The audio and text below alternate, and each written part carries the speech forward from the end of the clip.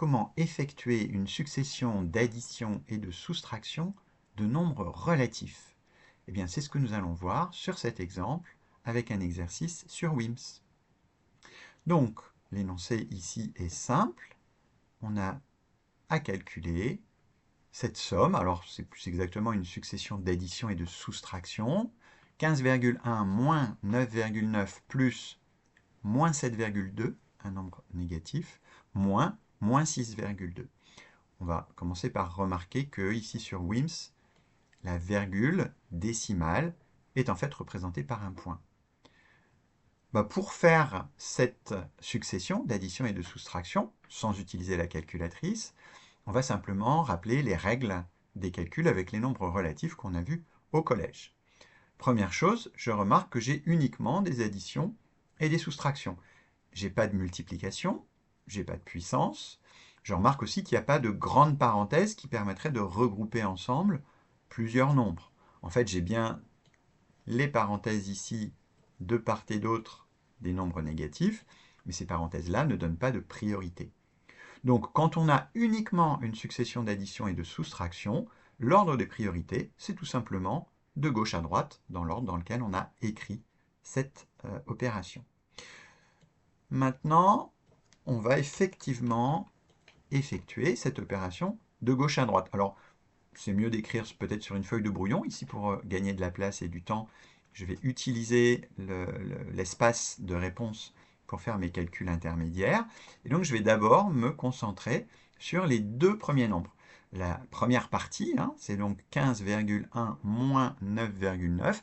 Je peux effectuer ça comme un calcul de tête. Je peux éventuellement, si j'y arrive pas, faire la calculatrice ou utiliser la calculatrice pour vérifier. Ici, moi, pour m'aider, je vais considérer que 9,9 c'est presque 10. Si j'avais 15,1 moins 10, il resterait 5,1. Mais j'enlève un petit peu moins que 10, j'enlève 0,1 de moins que 10. Donc en réalité, il me reste 5,2. Donc 5,2 plus moins 7,2 moins 6,2. Vous voyez que j'ai remplacé ces deux nombres-là, la soustraction qui était le début de mon opération, par le résultat, 5,2. Et en faisant ça, j'obtiens bien quelque chose qui est égal aussi à S. Et je suis passé d'une succession d'opérations avec 4 nombres à une succession d'opérations avec 3 nombres, donc j'ai gagné une étape. Je vais pouvoir continuer, je vais faire maintenant cette étape-là. 5,2 plus, entre parenthèses, moins 7,2.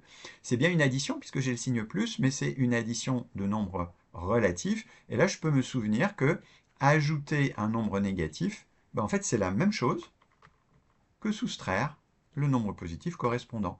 Donc, je peux écrire ici, à la place, 5,2 moins 7,2. C'est la même chose que 5,2 plus moins 7,2. Et ça, c'est une soustraction simple que je sais faire.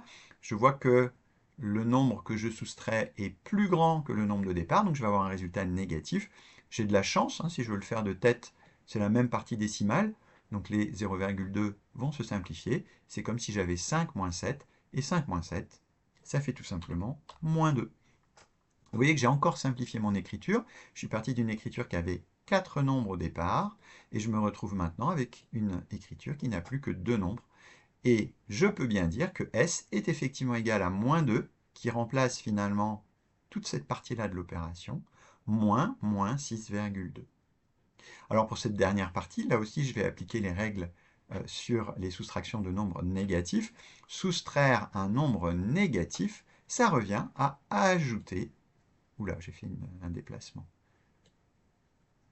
Ça revient à ajouter le nombre positif correspondant. Donc finalement, ça je peux aussi l'écrire, moins 2 plus 6,2. Et moins 2 plus 6,2, si ça me dérange de l'écrire comme ça, je vais pouvoir effectivement déplacer mon moins 2. Ce qui est important ici, c'est de laisser les signes avec les nombres qui sont à leur droite. Le moins, il va avec le 2, parce que c'était moins 2. Le plus, il va avec le 6,2. Donc je peux aussi l'écrire 6,2 moins 2, si ça m'aide, si pour moi c'est plus facile.